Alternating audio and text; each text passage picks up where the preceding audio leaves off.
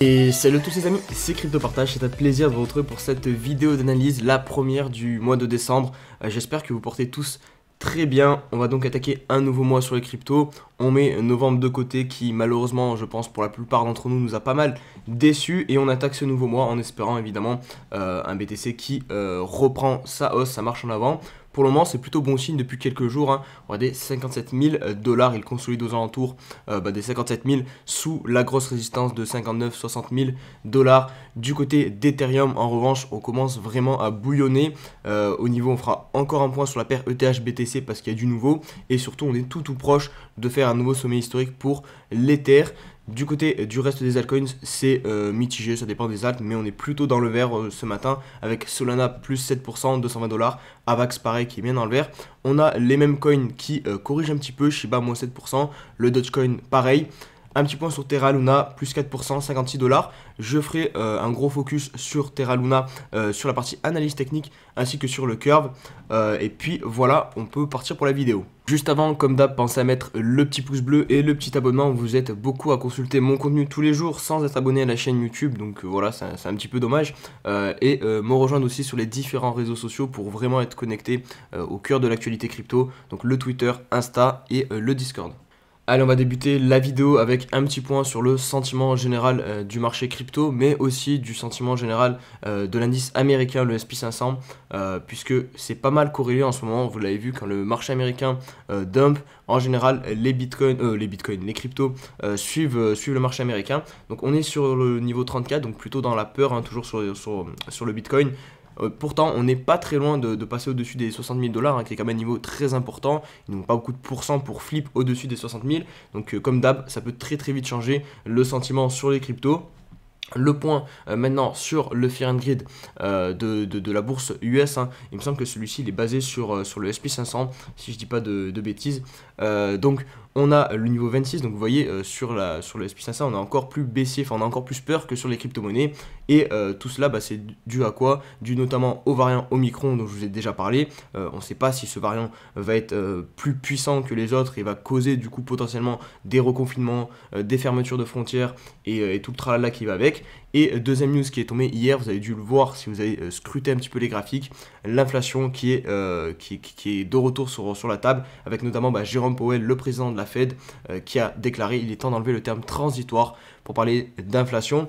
Donc ça, évidemment, ça ne plaît pas du tout au marché parce que pour retirer l'inflation, Jérôme Powell et ses copains de la Fed vont devoir utiliser une politique monétaire qui peut potentiellement freiner l'évolution à la hausse des marchés, notamment en diminuant le rachat d'actifs. Donc tout ça, ça fait peur à la bourse, ça plane sur nos têtes et c'est clairement les plus gros risques, je dirais, d'un point de vue fondamental qui planent actuellement sur les cryptos. Si voilà, le SP500 se casse la gueule, j'ai du mal à penser que les crypto-monnaies vont faire la fête à côté et continuer de monter. Ce qui s'est passé notamment en mars 2020, le crack Covid, voilà, le Bitcoin a plongé tout autant que la bourse US. Donc c'est pour ça que je vous parle de ce risque, comme ça vous êtes au courant. Après c'est à vous de tirer les conclusions de ces news, parce que en soi vous pouvez vous dire c'est peut-être manipulé ou je sais pas, enfin c'est à vous vraiment de faire vos propres conclusions. Moi je pense que c'est vraiment un risque qui plane sur nos têtes et voilà, demain je serais pas étonné si on déclare que je sais pas, en France on se reconfine, qu'aux US pareil, le variant Omicron voilà,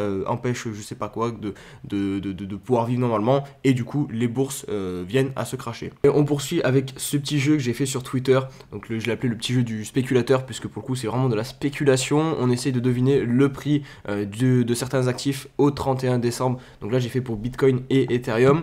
Donc pour Bitcoin vous avez voté en majorité, vous voyez 44% pour que le prix du Bitcoin soit compris entre 60 000 $ et 70 000 $, 32% quand même qui imaginent un Bitcoin à plus de 70 000 $ le 31 décembre, donc le mois de novembre vous a mis un petit coup derrière la tête, mais vous y croyez encore à avoir un bull run qui reprend. C'est possible, franchement tout est possible de toute façon sur ce marché. Je vous ai dit que je vous donnerai mes targets perso dans la vidéo, donc moi je m'attends pour ce mois de décembre, attention c'est uniquement de la spéculation, commencez pas à faire vos achats en fonction de ce que je vais dire là. Pour moi le scénario le plus probable, peut-être que j'espère le plus, c'est un début de mois de décembre très haussier jusqu'au 15-20 décembre, puisque je ne sais pas si vous le savez, mais le Max Pain est très bas pour ce mois de décembre. Il me semble qu'il est aux alentours des 50 000 $. Donc peut-être venir chercher très rapidement en essayant de monter d'une manière parabolique, je ne sais pas, les 85 000, les 80 000 $, et ensuite venir s'effondrer au mois de décembre enfin en tout cas aux alentours du Max Pain, donc aux alentours des 50 000 $. Donc ça c'est mon scénario numéro 1. Il est peut-être un petit peu utopiste parce que voilà, pour aller chercher les 80 000 $, peut-être que c'est impossible en 15 jours, et enfin moi je pense que c'est possible, donc ça voudrait dire, pour répondre à la question, que j'imagine un Bitcoin le 31 décembre entre 50-60 000 $, ou alors 60-70 000 $. Voilà, si vous m'accordez deux réponses, mais je choisirai en priorité, je pense, la première entre 50 et 60 000 $. Pour Ethereum, en revanche, je suis extrêmement plus bullish, et de toute façon j'ai pas mis des targets assez hautes, je pense, parce que clairement, vous l'avez vu, ça se ressent dans le sondage, 71% des personnes votent pour un Ethereum à plus de 5 000 $, ce qui est le plus probable, je pense aussi. Je vais vous suivre, donc pour l'Ether, je suis d'accord, plus 5 000 $ pour l'Ether le 31 décembre. Et le célèbre analyste Plan B qui s'avoue vaincu avec sa target donc de 98 000 $ pour un BTC fin novembre. Malheureusement, on n'y est pas du tout, mais voilà, il dit que son modèle, il va lui donner une deuxième chance, encore un mois supplémentaire, donc ça voudrait dire qu'en décembre il vise toujours les 100 ou 135 $, il me semble, 135 000 $, pardon, à peu près pour le BTC. Donc on verra si ça se réalise ou non, et il dit aussi que en tout cas ça n'affecte pas du tout son modèle de base qui est le stock to flow, et qu'on suit depuis très très longtemps sur le Bitcoin. Vous voyez, c'est cette ligne blanche qui augmente dans le temps, puisque la rareté du Bitcoin augmente, parce qu'on a de moins en moins de Bitcoin qui sont produits chaque année. Article sur comment analyser un projet de crypto-monnaie en 15 minutes, publié par Alexandre Kahn. Vraiment, je trouve cet article très très bien fait. Il résume en gros les bases de l'analyse fondamentale sur un projet crypto, tout ce qu'il ne faut pas oublier avant de rentrer sur un projet crypto. Donc voilà, n'hésitez pas à aller consulter cet article. Je l'ai retweeté, et j'ai mis un message par-dessus sur mon Twitter. Donc voilà, n'hésitez pas à venir faire un tour sur mon Twitter. Une vidéo d'un cas d'utilisation des NFT assez bluffante dans la vie de tous les jours. Regardez, il ouvre la porte de son appartement via un NFT, donc plus besoin de clé physique. Maintenant, une clé numérique pourra servir à ouvrir directement sa porte de son appartement ou sa porte de sa maison peut-être. Donc c'est un cas d'utilisation pratique de la blockchain dans la vie de tous les jours, et ça c'est plutôt cool, hein. C'est ce qu'on recherche, hein, que la blockchain soit réellement utilisée dans la vie de tous les jours, sinon on spécule sur rien du tout en fait au final. David Marcus, celui qui s'occupait de la partie développement de la monnaie numérique de Facebook, donc le Diem, qui annonce qu'il quitte la compagnie, donc Meta, puisque maintenant vous le savez, Facebook c'est Meta, donc une annonce un peu choc, hein, puisque pour le coup c'était le responsable du développement Diem, donc il quitte l'aventure Meta. On poursuit avec ce petit tweet de Nico, donc il nous montre que la supply on-chain, pas on-chain, sur les échanges des BTC qui vient d'atteindre un nouveau plus bas historique. Donc ça c'est évidemment bon signe, hein, il y a moins en moins de BTC sur les échanges, ils sont de plus en plus retirés, et on a exactement la même news du côté de l'Ether, de moins en moins d'Ether disponibles sur les échanges. Donc ça peut créer un choc de liquidité, puisque voilà, si vraiment il y a une grosse demande qui arrive sur les échanges, les gens veulent acheter des BTC ou de l'Ether, comment ils vont faire s'il n'y a plus de BTC ou d'Ether en vente? Donc voilà, clairement ça peut créer très très vite un choc de liquidité. Voilà, c'est ce qu'on appelle un choc de liquidité, et faire monter le prix du coup de ces deux actifs plutôt rapidement. Allez, on se retrouve pour l'analyse technique maintenant du BTC. On va évidemment commencer par le mensuel. Je vais essayer d'aller assez vite parce que, encore une fois, j'ai passé trop de temps sur les news. Du coup, on va se retrouver une fois de plus avec une vidéo de 20 minutes. Je suis désolé pour ceux qui trouvent que ça fait trop long, mais j'ai vraiment du mal en ce moment à diminuer le temps des vidéos. J'ai trop de choses à chaque fois à dire. Du coup, ça fait des vidéos forcément plus longues. Donc, trêve de blabla. Allez, on s'attaque à l'analyse technique. Donc, le mensuel, malheureusement, c'est pas la plus belle clôture qu'on aurait pu faire, hein. Je vous avais dit, objectif clôture au moins au-dessus de 59 000 $. Ça aurait été cool de clôturer au-dessus de la bougie du mois d'avril. Là, on réintègre très légèrement en dessous. Après, cette bougie n'est pas complètement dégueulasse. C'est un espèce de doji, pas exactement, c'est une bougie d'incertitude en gros, mais qui est quand même plutôt bearish, puisque c'est les bears qui ont gagné cette clôture. Vous voyez, la bougie est blanche, et la mèche ici est beaucoup plus haute que la mèche en bas. Donc globalement, voilà, c'est les bears qui ont plutôt contrôlé ce mois de novembre. Quoi d'autre aussi à rajouter? Je rajouterai, ouais, voilà, vite fait, que regardez, c'est quasiment la même chose, la même bougie qu'on a eu ici durant la montée. Donc on a eu le mois de juillet bullish, le mois d'août bullish, et ensuite on a eu la petite correction en septembre. Donc derrière, ce qui s'est passé, ça ne nous a pas empêché d'imprimer un très très beau mois d'octobre. Donc voilà, on espère que ça va se reproduire pour ce mois de décembre. En rapide sur l'unité de temps 4 heures, puisque on est vraiment en train de faire quelque chose d'intéressant ici. Potentiellement on réussit enfin à marquer un retournement de tendance. Il faut vraiment réussir à reprendre cette zone des 59 000, 60 000 $. Pour l'instant, vous voyez, on n'a que des mèches. À chaque fois, on se fait repousser, mais on reste à l'abord de cette résistance. On consolide dessous et ça, en général, c'est bon signe. Là, j'ai mis l'oblique, hein, vous le voyez ici, qui est très importante aussi, qu'on retrouve aussi sur le biseau en daily. Pour moi, voilà, je vous avais dit qu'elle n'était pas très pertinente ici. Ici, voilà, on a eu plusieurs mèches qui ont retouché pile sur l'oblique, donc je la mets ici maintenant. Mais voilà, c'est pas mon signal principal. Mon signal principal, ça sera quand on réussira à passer au-dessus des 60 000 $, à valider, voilà, rebasculer cette résistance en tant que support. Là, ok, on aura vraiment un signal haussier. Puis on repasserait aussi haussier sur le daily. Et ça, bah, c'est ce qu'on veut voir. Voilà, on aurait enfin un retournement de tendance. Ce qu'on va voir, voilà, c'est un creux plus haut que celui-ci. Et là, ok, on pose un bottom sur le BTC. On n'en est plus très loin. En plus, on sauverait le petit flipning, la bleue, la EMA bleue qui passe sur la EMA 50. Un peu comme on a fait ici, finalement. Regardez, elle est passée. On a eu un faux signal et direct, on est repassé au-dessus. Donc là, on pourrait être exactement dans le même cas de figure. Mais pour ça, il va falloir agir. Il va falloir passer au-dessus donc des 60 000 $. On verra si Monsieur BTC nous offre ça en décembre ou si au contraire on va devoir s'attendre à un mois de décembre plutôt chiant, je dirais, sur le BTC. Si déjà au moins on arrive juste à consolider, ça serait cool, et peut-être un mois bearish aussi, hein, c'est aussi un scénario qui peut être possible. Si on vient à perdre cette trend, je pense que voilà, on pourrait retourner bien plus bas sur BTC. En tout cas, pour le moment, voilà, on peut s'attendre à une potentielle tentative de breakout du niveau des 60 000 $. On se retrouve maintenant pour l'analyse des altcoins. On va débuter par l'Ether qui nous fait vraiment quelque chose de très intéressant. Sortie du range, je vais vous rappeler ici, c'était l'échec. On réintègre et du coup, on va chercher la borne opposée du range.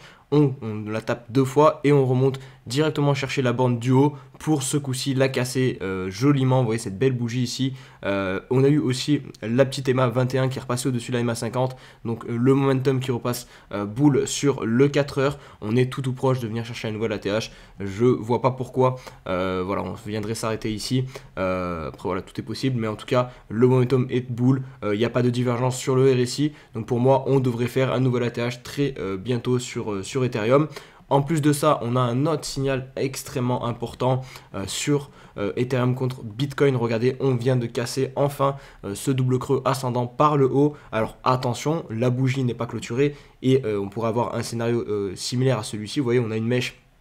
On réintègre et on clôture en dessous. Ici, pareil, on réintègre, on clôture en dessous. Donc ça, c'est un scénario, voilà, il faut le garder en tête. Tant que dimanche, on ne clôture pas cette bougie, on n'a pas réellement le signal. Après, voilà, si on se fout sur du daily, on a peut-être le signal. Non, même pas, regardez, parce qu'on avait réussi à clôturer ici en daily. Donc vraiment, on va attendre vraiment des clôtures daily déjà au-dessus de ce point, donc des 82 790 Satoshi. Et dès qu'on aura des clôtures daily, ça sera une première réelle confirmation qu'on commence à casser cette figure. Et la plus grosse confirmation, elle arrivera quand on aura ce niveau ici en weekly qui sera cassé, qu'on clôturera bien au-dessus. On sera maintenant au courant que le BTC, que Ethereum va surperformer le BTC sur une unité de temps weekly. Donc avec au minimum pour objectif, si je prends voilà cette figure globalement, hop, on devrait au minimum retourner sur le niveau des 0,10, donc à peu près, qui correspond à peu près à ce point haut ici qu'on avait travaillé le 29 janvier 2018.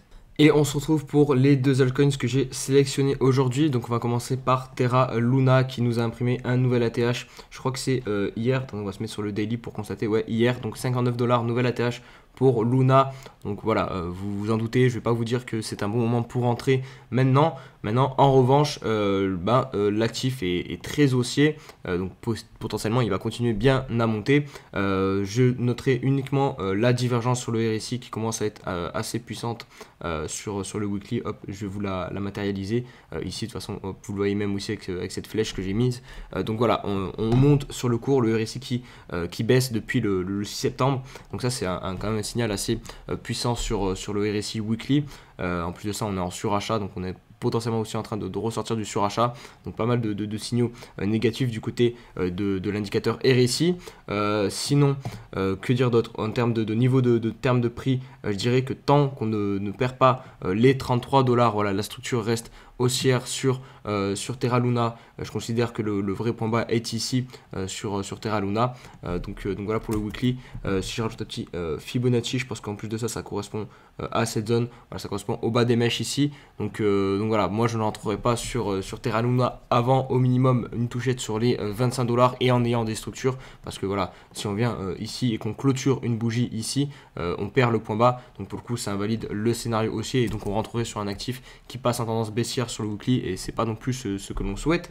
Je vous montre rapidement Terra Luna contre le BTC, c'est la même chose, on est pas mal perché, donc on est bien sur un actif en tendance, hein, regardez, hop, tendance haussière. Donc sur ça, il n'y a aucun problème. Maintenant, vous pouvez payer les retracements et essayer de suivre la tendance. Par exemple, tout simplement, hein, vous mettez sur le dernier mouvement en cours, hop, vous mettez un petit Fibonacci et vous essayez de payer la zone de rechargement, donc entre le 0,61 et les 0,76. 0,78 pardon, de Fibonacci et vous aurez une potentielle bonne entrée sur Terra. Attention, là on est contre le Bitcoin, mais voilà, je serais beaucoup plus dans une optique de prendre des profits tranquillement sur Luna plutôt que de chercher des entrées, sauf si voilà, vous êtes trader et vous voulez jouer la tendance, mais en tant qu'investisseur, c'est pas du tout un actif voilà, sur lequel là actuellement c'est une bonne idée de se placer. On enchaîne avec le Curve et lui aussi c'est très beau ce qu'il nous propose, même peut-être plus intéressant que Terra Luna parce qu'il n'est pas encore vraiment parabolique. On va sortir de toute cette zone de consolidation qui dure depuis le 12 octobre 2020 avec le niveau, la grosse résistance bien identifiée des 3,50 $. On casse. Pullback parfait sur la MA21 et sur l'ancienne résistance. Et là, on est en train de décoller. Donc, tranquillement, le momentum prend de la force de plus en plus. Vous voyez, on dirait qu'on est en train de former une petite parabole. Donc, ça, c'est clairement des mouvements à rechercher, hein, puisque vous pouvez faire très très vite de très gros gains si on suit l'expansion du mouvement comme ça. Donc, si vous cherchez à rentrer, bon, le point d'entrée parfait, il aurait été ici, hein, le pullback sur cette grosse zone de résistance bien identifiée. Maintenant, c'est possible qu'on revienne faire une deuxième touchette dessus, ou alors qu'on corrige, voilà, qu'on ait déjà trouvé un petit top du mouvement ici et qu'on vienne corriger dans la zone de rechargement. Donc peut-être rentrer aussi ici aux alentours des 4 $ sur le curve. Mais encore une fois, attention, vous rentrez sur un actif qui a déjà fait de la performance, qui est déjà rentré en tendance. Donc potentiellement, il peut la retourner. Et donc là, vous vous retrouvez un petit peu piégé. Vous avez payé un top. Alors que quand vous payez une consolidation, voilà, vous payez une zone où en général les investisseurs investissent et ensuite ils distribuent dans la zone de tendance. Mais bon, pour le moment, voilà, la tendance n'est pas du tout dégradée. On peut noter sur le RSI cette trend aussi. On a eu plusieurs touchettes. Donc voilà, pareil, ça sera un élément à surveiller quand on casse cette trend. Attention, on pourra dire attention, voilà, peut-être qu'on vient à perdre la tendance. Mais là, pour le coup, c'est uniquement le début de cette tendance et elle pourrait, je vais vous mettre les objectifs de Fibonacci en prenant ce mouvement aussi. Hop, donc on va en avoir plusieurs. On va commencer par les 1.2 qui se trouvent aux alentours des 9 $, le 1.4 à 9,75 $, le 1.6 10 $, seuil symbolique. Donc clairement on a une grosse zone ici, je pense, où prendre des profits peut être pas déconnant aux alentours des 10 $, qui servira de seuil psychologique à ne pas en douter. Après on a les 2.4, 2.6 aux alentours des 15 $, les 3.6 à 20 $, et enfin la zone des 4.2 et 4.6 aux alentours des 25 $.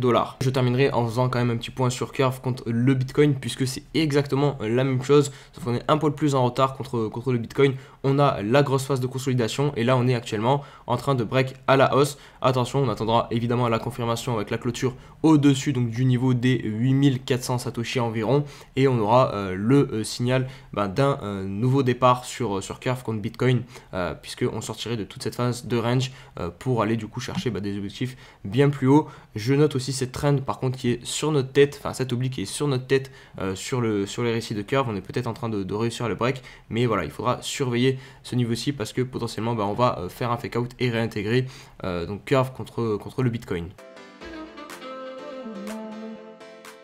On termine par la question de l'abonné. Aujourd'hui une question de Maxine Cohen qui me demande que penses-tu d'un achat sur le SNX. Donc voilà, je vais te faire une petite analyse technique Je vais essayer d'être rapide puisque voilà, la vidéo commence à être vraiment longue là. Donc regardez, on est sur SNX contre le Tether, donc en weekly. Pour moi c'est assez dégueulasse SNX. Alors on est passé en tendance baissière sur le weekly, on a même eu des faux signaux parce que regardez ici on fait semblant de reprendre une tendance haussière et qu'est-ce qui se passe? Hop, finalement on réenfonce parce qu'ici on a clôturé cette bougie sous ce point bas, donc on est en train de réenfoncer le point bas, donc repasser en tendance baissière sur SNX, donc un actif assez piégeux hein, finalement.